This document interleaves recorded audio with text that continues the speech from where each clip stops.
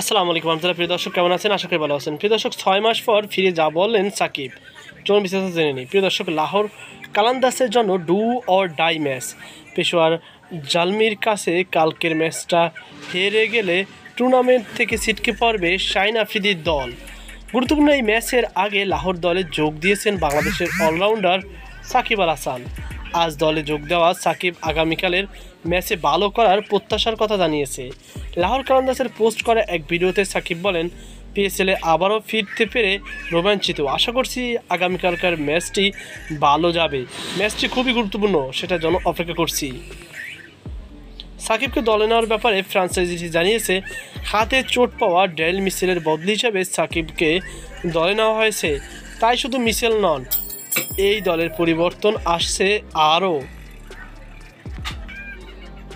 ভারত ও পাকিস্তানের সংঘাতে টুর্নামেন্ট বন্ধের পর আর দলে যোগ দিচ্ছে না Lahore allrounder David Wiese, wicket keeper ও ব্যাটসম্যান স্যাম বিলিংস। বাংলাদেশের লেগ স্পিনার রিশাদ হোসেনকেও পাচ্ছে না দলটি।